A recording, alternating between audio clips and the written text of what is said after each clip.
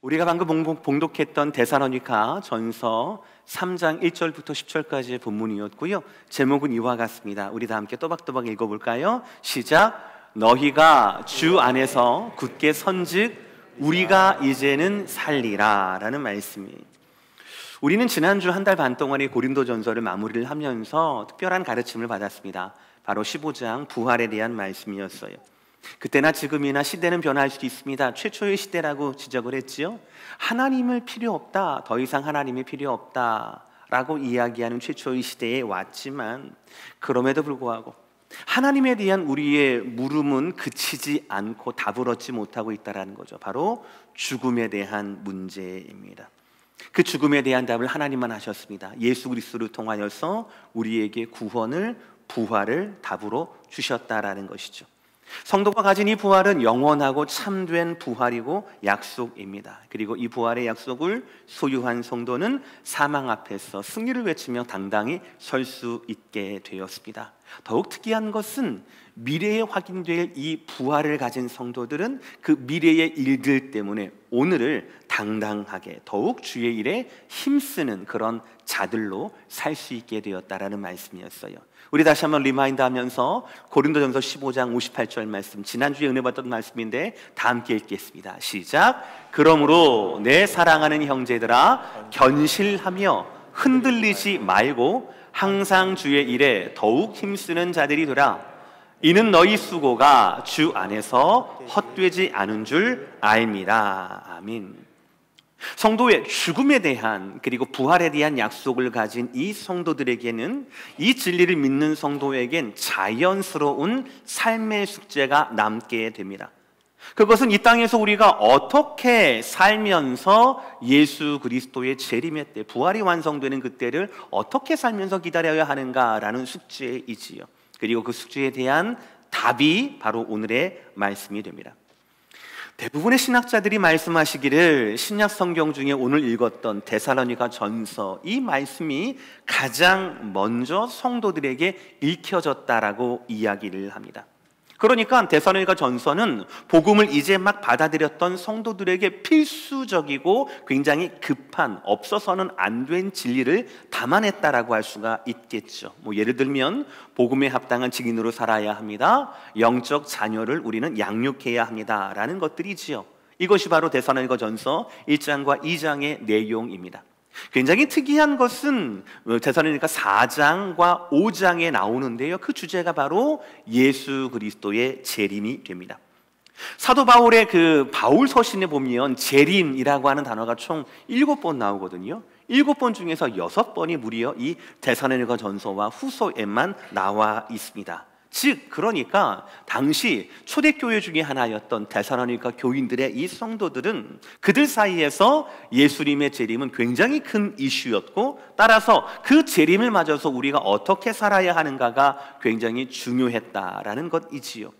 4장과 5장 그리고 데살로니가 후서에 나와 있을 예수님의 재림, 그 앞서 오늘 3장에서는 그러므로 어떤 태도로 예수님의 재림을 준비해야 하는가, 우리는 어떤 태도를 가져야 하는가에 대한 소개가 바로 오늘 데살로니가 전서 3장의 말씀이 되겠지요. 그것은 다름 아닌 믿음으로 살아야 한다라는 것이에요.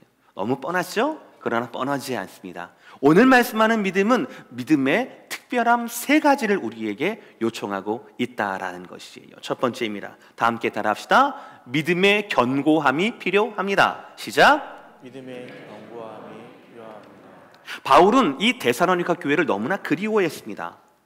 개척할 당시에도 사실은 이만하면 됐다 하고 그 교회를 떠난 것이 아니라 쫓겨나듯이 핍박으로 말미암아 쫓겨날 수밖에 없는 상황에서 새 일에, 즉 3주, 어떤 분은 3주라고 이야기하고 또 어떤 분은 몇 달이지만 몇 달 중에서 안식일 3번만 설교했을 거야 라고 이야기를 하지만, 어쨌든 3주에서 수개월이지만 다른 교회에 비해서 굉장히 짧은 시간 동안 케어하고 복음을 전할 수밖에 없었어요. 그러니까 이제 됐다 하고 하는 것이 아니라 다른 사람에게 쫓겨가서 어쩔 수 없이 쫓겨가듯이 두고 온 것이 바로 바울과 데살로니가 교회의 관계였다라는 것이죠. 그래서 바울은 항상 이 교회에 마음의 빚이 있었을 거예요. 항상 걱정했을 겁니다. 그래서 그는 자신이 가장 신뢰할 수 있는 젊은 동역자를 자기 대신에 이 교회로 파송하게 됩니다. 그분이 바로 오늘 디모데예요. 1절 말씀 보겠습니다. 이러므로 우리가 참다 못하여 우리만 아덴에 머물기를 좋게 생각하고 우리 형제 곧 그리스도의 복음을 전하는 하나님의 일꾼인 디모데를 보내노니라고 되어 있어요. 말씀대로 바울은 현재 아덴에 머물러 있습니다. 자세한 이유는 모르겠지만요, 데살로니가서 2장 마지막을 보면 사탄이 바울이 데살로니가 교회를 방문하는 것을 막고 있다라고 말씀하거든요. 그러니까 아마도 데살로니가 교회를 다시 방문해서 그들을 좀 재무장시키고 다시 좀 빌드업하려고 했던 이 바울을 막으려고 하는 어떤 영적인 존재, 실제가 있었다라는 것을 알 수 있어요. 다시 한번 1절을 보십시오. 여러분들 하이라이트 한 거예요. 다 함께 시작. 이러므로 우리가 참다 못하여. 굉장히 재미있는 말씀이죠. 참다 못하여. 2장 마지막에 그 사단의 방해가 있음에도 불구하고 내가 이 교인들을 향한 이 마음, 사랑의 마음을 참지 못해서 나는 못 가지만 대신 디모데를 보냈다라는 거예요. 그 보낸 목적이 무엇이었습니까? 2절 하반절이에요. 이는 너희를 굳건하게 하고 너희 믿음에 대하여 위로함으로. 나를 대신해서 디모데를 보낸 이유가 너희를 굳건하게 하기 위해서, 그리고 너희의 믿음에 위로를 주기 위해서라는 거예요. 먼저 여러분, 여기서 굳건하게 하다라고 하는 것은 건축 용어입니다. 건축을 할 때 버팀목과 지주를 통하여서 건물이 더 이상 지진이나 다른 그 이상의 하중으로 인하여 흔들리는 것, 이것을 방지하는 것의 의미라는 것이죠. 그리고 두 번째, 위로함이라고 하는 것은 헬라어 원어를 보시면은 곁으로 부른다, 가까이 부른다라는 의미가 바로 위로함이에요. 친구나 누군가 위로를 하게 되면은 여러분 가까이 불러서 밥도 사주고 이야기도 해주고 기도도 해주고 하면서 위로를 나누지 않습니까? 슬픔을 나누지 않습니까? 그런 거예요. 바울은 디모데를 굳건하게 하기 위하여서, 그들의 믿음 가운데 위로를 주기 위하여서 디모데를 보냈다라는 거예요. 그리고 결과가 무엇입니까? 그 목적이 무엇입니까? 3절 다 함께 시작. 아무도 이 여러 환난 중에 흔들리지 않게 하려 함이라. 바울이 디모데를 통하여 기도했던 굳건함, 바울이 디모데를 보냈던 그 믿음의 위로함의 목적은 무엇이었다고요? 환난 중에 흔들리지 않게 함이라라는 거예요. 여러분, 이 말씀을 주목하시길 바랍니다. 이 말씀이 바로 우리가 처한 영적 현실이라는 것이에요. 예수 그리스도의 복음을 듣고 지난주 말씀한 것처럼 구원의 그 소망, 영원한 안식을 약속을 받았습니다. 감격스러운 일이죠. 그러나 그것이 이루어지는 것, 성취가 되기까지의 과정은 결코 쉽지 않습니다. 왜입니까? 바울을 방해했던 그 사탄이 저와 여러분의 부활의 확신을 흔들기 때문에 그렇다는 거예요. 저와 여러분 가운데 죄에 대해서 약해지게 하고 환난을 통하여서 저와 여러분들을 흔들기 때문에 그렇다라는 거예요. 지난주 말씀이었습니다. 우리가 방금 봉독했죠. 고린도전서 15장 58절 말씀 시작. 그러므로 내 사랑하는 형제들아 견실하며 흔들리지 말고. 고린도전서 15장 전체가 어떤 말씀이에요? 부활의 확신이에요. 우리에게 부활이 왜 필요한가? 썩어질 육체를 가지고는 썩지 아니한 하나님의 유업을 받을 수가 없다. 그러니까 부활이 필요한 거야. 그러니까 변화가 필요한 거야. 부활은 약속이야. 영원한 축복에 대한 약속이야 라고 우리에게 부활의 소망을 말씀하셨거든요. 그런데 그 맨 마지막 구절이 뭐예요? 그러니까 너희들, 부활의 소망을 가진 너희들 정말 축하한다. 너네들 대박이야. 이러지 않아요. 경고합니다. 견실하며 흔들리지 말고 더욱 주의 일에 힘쓰는 자들이 되어야 한다라고 당부하는 말씀이란 말이에요. 마태복음 16장 18절 너무나 귀한 말씀이거든요. 외우셔야 해요. 왜 외우셔야 하는가? 복음서 중에서 예수님께서 처음으로 교회라는 단어를 그 입으로 직접 말씀하시는 거예요.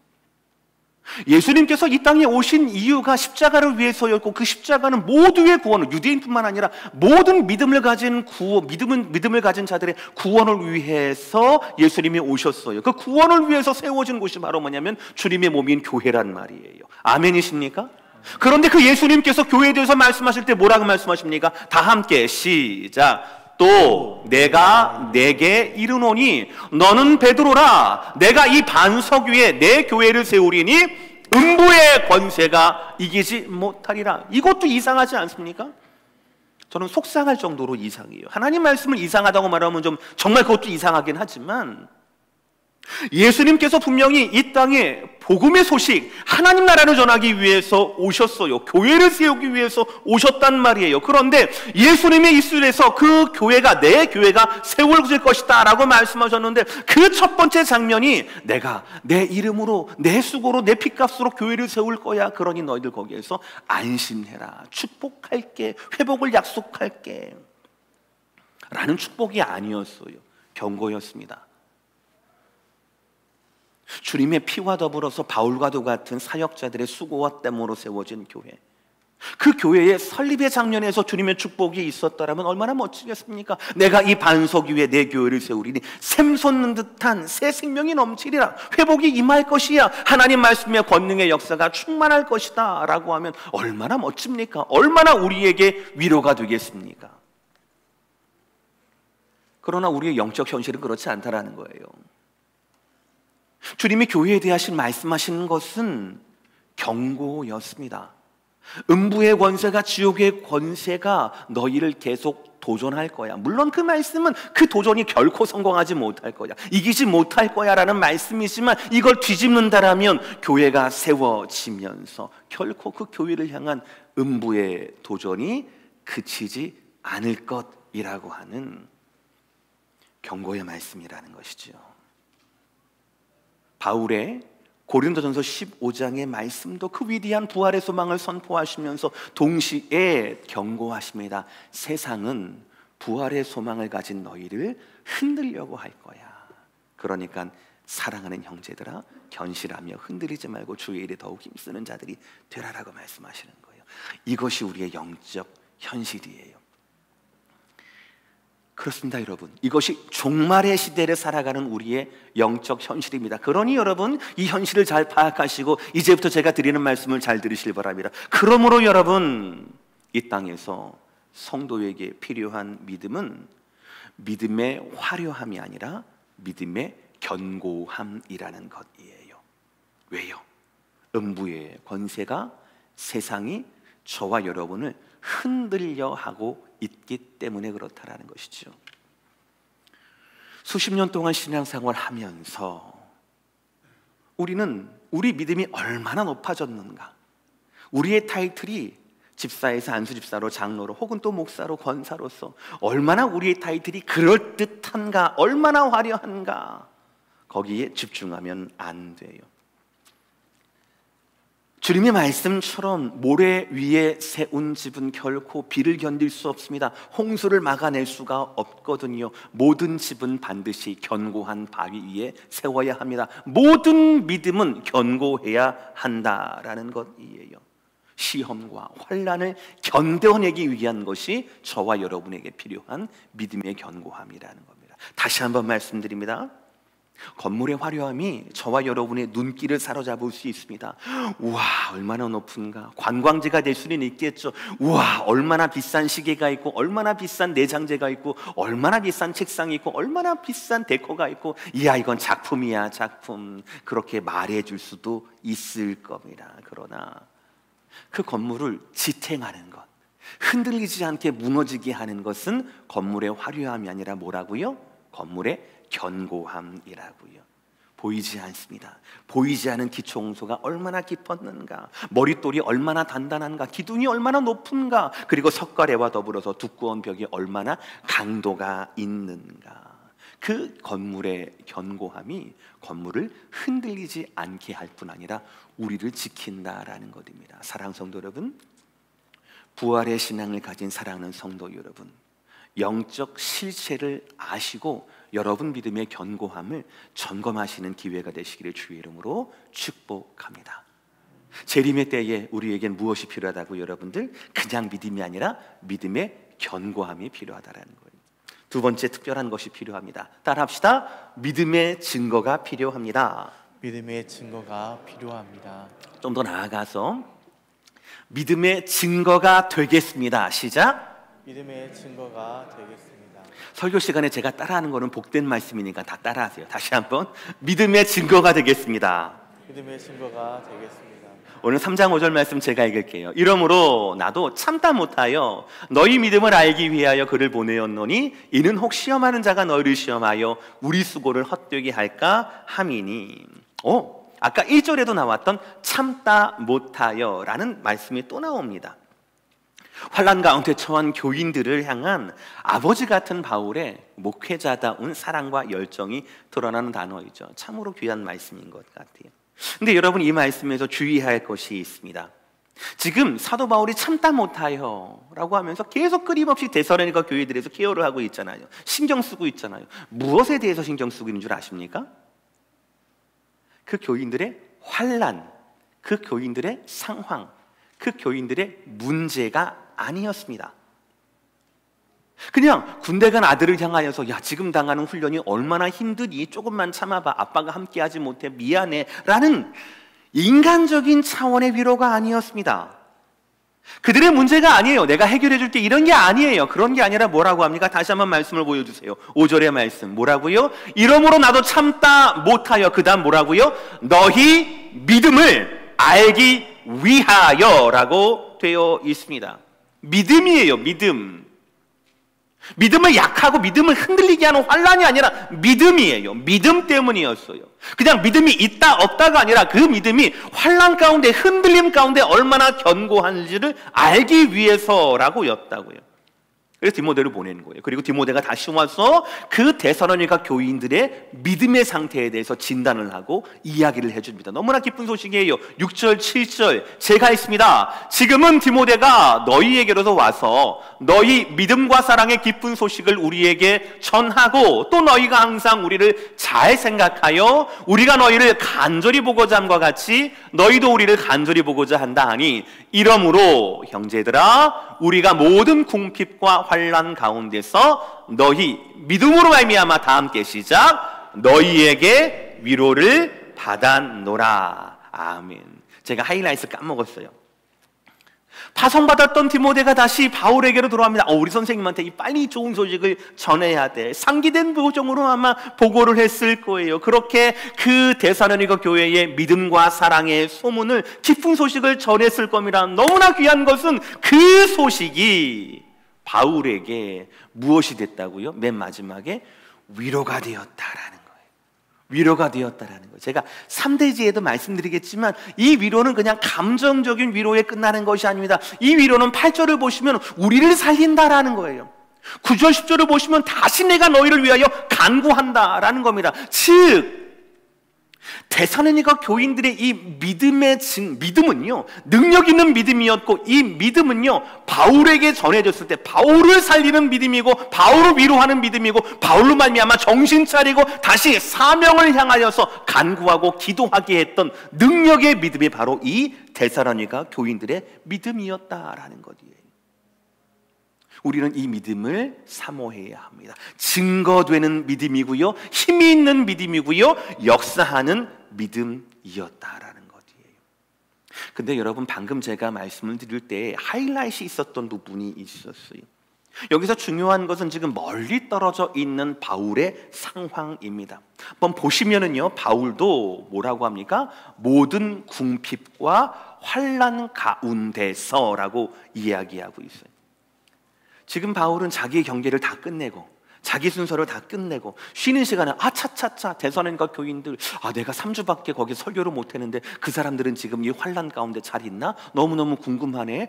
약할 텐데, 초신자인데 잘 있나 모르겠다. 이 정도가 아니었어요.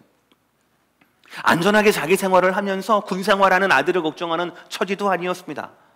바울 자신도 극심한 궁핍과 환난 가운데 있다라는 거예요. 쉽게 말해서 누구를 챙길 만한 그런 처지가 아니었다라는 거예요. 사실 바울은요, 아까 말씀드린 대로 데살로니가 교회에서도 쫓겨나듯이 나왔어요. 복음을 반대하는 자들이 바울이 가는 곳마다 바울을 방해했거든요. 그래서 데살로니가에서 베레아로, 베레아에서 아덴으로, 아덴에서 고린도로 막 쫓겨가는 처지 가운데 늘 환난과 핍박이 있는 가운데, 그럼에도 불구하고 하나님께서는 데살로니가 교회를 향한 그 마음을 주셨던 거예요. 그러니까 바울의 사역은, 바울의 선교는 사실은 쫓겨다니는 선교였다라는 거지요. 고린도전서를 보시면 2장 3절을 보시면 바울의 인간적인 속마음이 나옵니다. 뭐라고 합니까? 내가 너희 가운데 거할 때에 뭐라고요? 약하고 두려워하고 심히 떨었노라라고 얘기합니다. 왜요? 쫓겨다니니까. 약하고 두려워하고 심히 떨었노라. 물론 바울은 결론적으로 위대한 사도입니다. 불굴의 개척자입니다. 그런데 그의 인간적인 고백도 이해가 되잖아요. 약하고 두려워하고 심히 떨었노라. 너무나 이해가 되는 핍박받는 개척자이고 환영받지 못하는 선교사의 모습이 바울의 당시 모습이었다라는 거예요. 그런데 여러분, 놀라운 사실은 하나님이 어떻게 일하시는지를 보시길 바랍니다.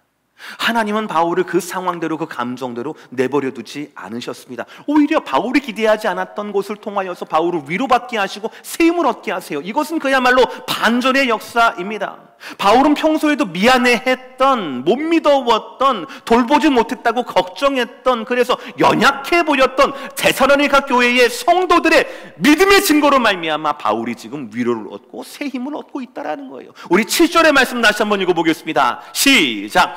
이러므로 형제들아, 우리가 모든 궁핍과 환난 가운데서 너희 믿음으로 말미암아 너희에게 위로를 받아노라. 아멘. 오히려 그들에게 위로를 받고 있다라는 거예요. 마치 장성한, 너무 걱정했지만 어느덧 보니까 장성했던 아들의 모습을 통하여서 부모가 삶의 이유와 같이 보람을 느끼듯이, 위로를 받듯이 그들의 모습을 통하여서 바울이 지금 위로를 받고 있다라는 것이에요. 사랑하는 성도 여러분, 우리가 어떻게 종말의 시대를 끝까지 인내하면서 살 수가 있겠습니까? 당연히 믿음대로 사는 거죠. 어떤 믿음인가요? 건강한 믿음이에요. 건강한 믿음이에요. 너무나 신비한 것은 건강한 내 믿음은 나만의 것이 아니에요. 오늘 말씀처럼 내 믿음이, 내 믿음의 건강함이 다른 사람을 도울 수 있다라는 거예요.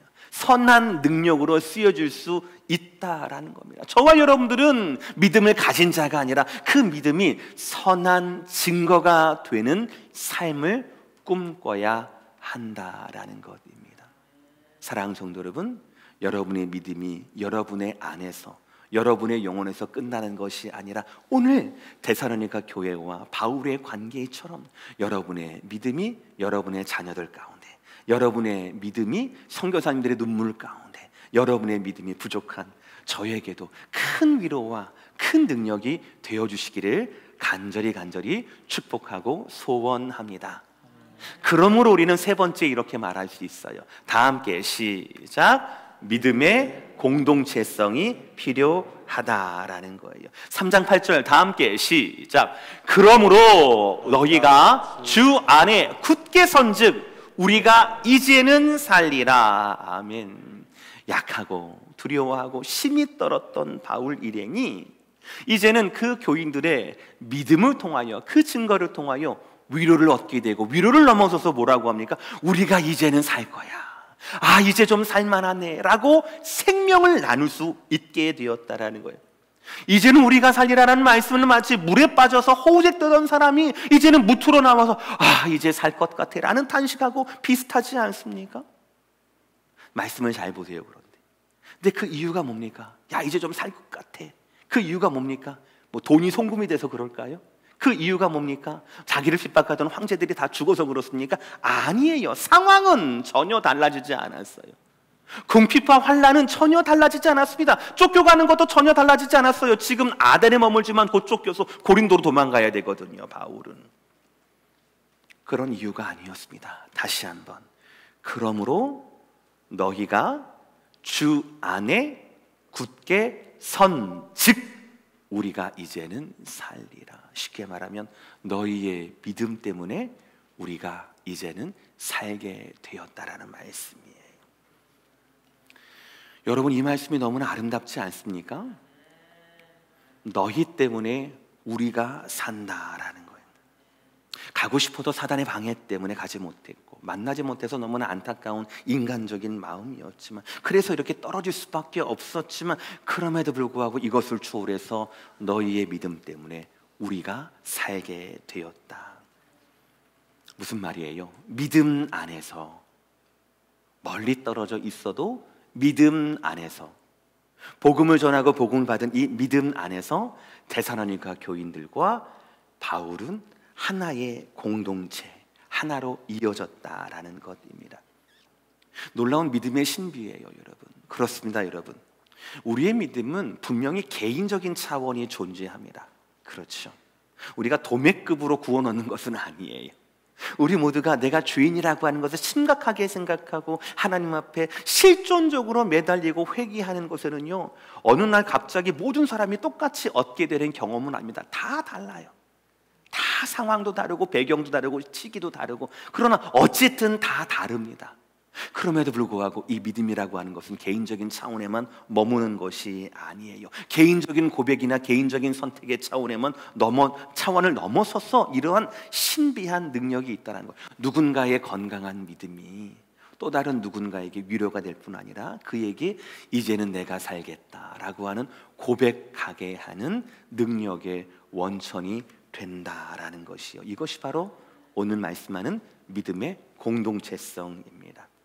구체적으로 말씀은 이 믿음의 공동체성을 이렇게 말씀합니다. 9절의 말씀인데요, 한 말씀 한 말씀 또박또박 시작.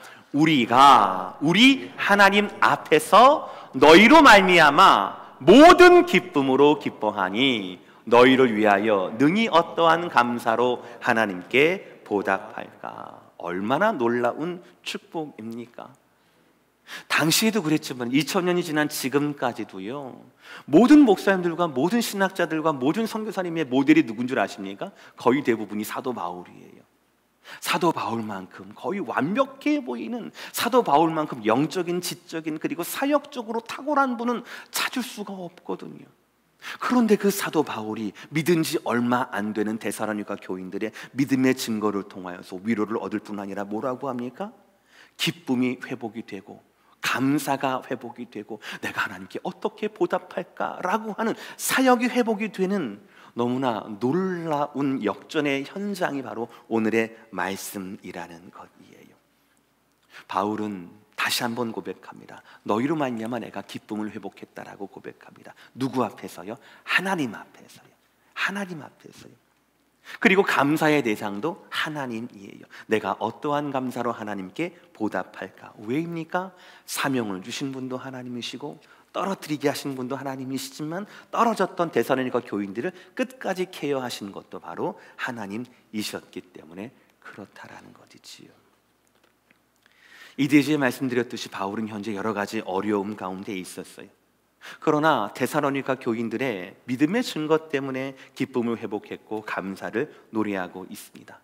여러분, 이처럼 믿음의 공동체성이라고 하는 것은 단순히 여러분이 어떤 교회에 속해 있다, 여러분이 다니는 교회가 성도가 몇 명이다, 이런 정도가 아닙니다. 하나님 앞에서 또 하나님 안에서 누군가의 궁핍과 환난이 또 다른 누군가의 믿음으로 말미암아 회복이 된다라는 신비함이에요. 그래서 오늘의 제목처럼 너희가 굳게 선즉 우리가 이제는 살리라는 생명을 나누는 공동체가 바로 이 믿음의 공동체성이라는 거예요. 저는 목사로서 오늘 사도 바울의 고백이 참으로 저에게 도전과 은혜를 줍니다. 힘든 가운데 있지만 건강한 성도를 통해 주시는 하나님의 기쁨이 얼마나 깊었을까, 그 찬송이 얼마나 감격적이었을까, 상상만 해도 저를 행복하게 합니다. 고백하건대 감사하게도 저 또한, 미물과도 같은 저 또한 하나님의 은혜로 말미암아 여러분을 통하여서 이런 기쁨을 누리고 있습니다. 작은 것들이지만 저에게 너무나 큰 기쁨으로 됩니다. 새벽마다 기도해 주시는 많은 손길들을 제가 느끼고요, 보내주시는 카톡과 메시지와 그리고 또 여러분의 말씀, 그리고 여러분은 잘 모르시겠지만 여러분의 그 표정의 변화들 그거 하나조차가 저에게는 너무나 큰 기쁨이고 큰 능력의 원천이라는 것이에요. 여러분은 제게 감사의 존재이고 능력의 동기입니다. 진심으로 감사하고 여러분 모두를 사랑합니다. 마지막으로 오늘 바울의 회복은 단순한 감정적인 것이 아니었습니다. 힘든 상황에 대한 위로의 정도가 아니었습니다. 오히려 그를 더 능력 있는 사역자로 나아가게 만든 동기를 가져다 줍니다. 오늘 마지막 구절 10절의 말씀입니다. 다 함께 시작. 주야로 심히 간구함은 너희 얼굴을 보고 너희 믿음이 부족한 것을 보충하게 하려 함이라. 아멘. 위로만 얻고 정신 차려야지 이것이 아니라 더 깊은 기도로, 더 강력한 간구로 그들을 위해 기도하게 한다라는.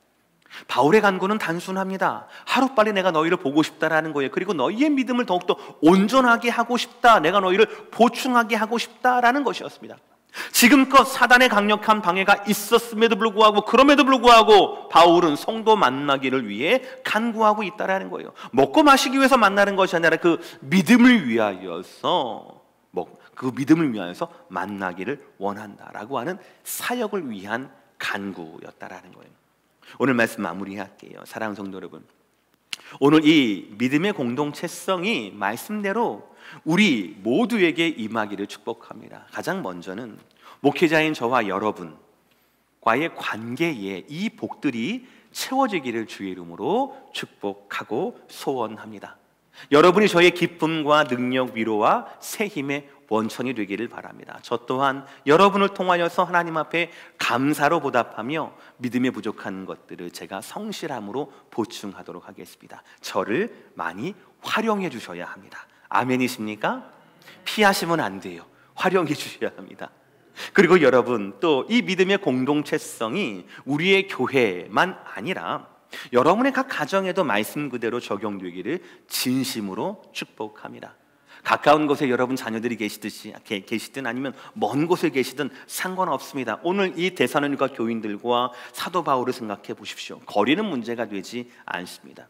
여러분과 여러분의 자녀가 믿음 안에서 하나가 돼서 서로가 서로에게 능력이 되어주고, 서로가 서로에게 위로가 되어줄 뿐 아니라 서로가 서로에게 능력이 일어나는, 사역을 하게 하는, 사명을 발견하게 되는 이유가 되도록 서로를 일으켜줄 수 있는, 함께 복음의 생명력을 나눌 수 있는 믿음의 가정, 믿음의 공동체가 되시기를 주의 이름으로 축복합니다. 그 믿음은 어떤 믿음이었습니까? 견고한 믿음이었어요. 예수님의 재림을 기다리면서 환난 가운데에도, 궁핍한 가운데에도 견뎌내야 하는, 우리를 흔들리지 않게 하는 견고한 믿음이었습니다. 또 이 믿음은 어떤 믿음이었습니까? 증거를 남기는 믿음이었습니다. 환난이 온다고, 상황이 변화가 된다고 그 상황으로 말미암아 내 믿음이 묻혀지는 믿음이 아니라 믿음으로 굳게 서는 견고하고 증거를 남기는 믿음이었다라는 것이에요. 사랑하는 성도 여러분, 우리 모두 하나님 앞에서, 또 하나님 안에서 서로를 세우고 서로를 살리는, 서로의 기쁨이 되시는 저와 여러분 모두가 되기를 주의 이름으로 축복합니다. 이런 소원을 가지고 우리 다시 한번 오늘 말씀의 제목을 또박또박 소원을 가지고 읽어보겠습니다. 시작. 너희가 주 안에서 굳게 선즉 우리가 이제는 살리라. 다시 한번 시작. 너희가 주 안에 굳게 선즉 우리가 이제는 살리라. 할렐루야. 기도하시겠습니다.